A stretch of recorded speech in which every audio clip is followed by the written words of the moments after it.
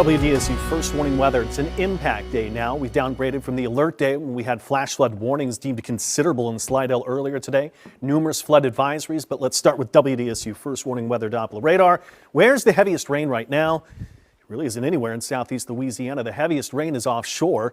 Let's go into the North Shore. There might be some pockets of what I would deem at least steady rain. Kentwood, Osika to Folsom to Covington. That's shown in those yellow shades. Maybe a downpour west to Hammond. Let's get at Livingston Parish. Head to Greenwood outside of there and Buff, and there's a little pockets, maybe downpours, but still I'd say that steady rain. This is pockets of light rain here and there, even New Orleans Metro. You can see moving south to north. How much rain did we get? Rain estimates came from Doppler radar 2.5 to over 4 inches of rain in Hancock County. Little pocketed over 2 inches of rain right here. What I actually recorded in some of those locations, Tallahassee, nearly 5 inches of rain today. Nearly 5 inches even in parts of Slidell, and then 2.5 Mandeville. LaPlace came in nearly 2, and Armstrong International at just over an inch of rain that fell today. Go back to Doppler radar, and I want to line that up with the forecast to show there might be some pockets of steadier showers going into the nighttime hours. We're done with the heaviest bouts of rain here today. So the reason we've got more alert days and impact days, we've extended the flood watch, or the National Weather Service has, until Saturday morning. So that's an impact day for at least the flooding potential.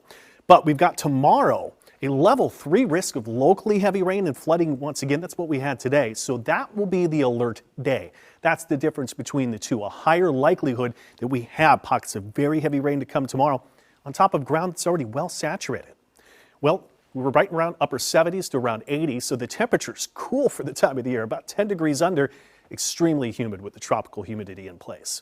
But this is now becoming connected more to the tropics. This isn't a tropical system yet, but the National Hurricane Center has deemed our storm system here Tropical Wave Invest 90L, just so we can get some high-res computer forecast data and some of the hurricane forecast data to give us better outlooks where this thing could track.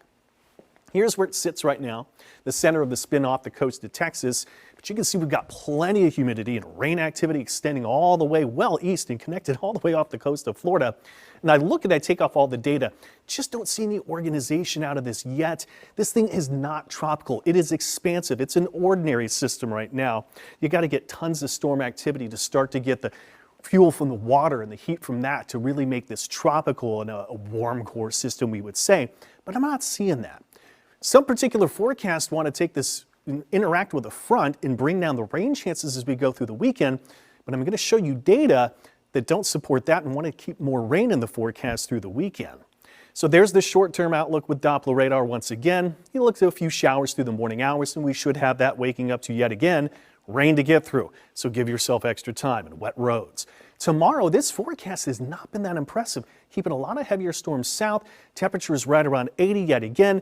We're going to have some gusty winds. There's still coastal flood alerts, small craft advisories, but look at this forecast, really takes things down on Saturday. But you look at other forecast data, this has a lot more rain into Saturday, a lot more rain into Sunday as well.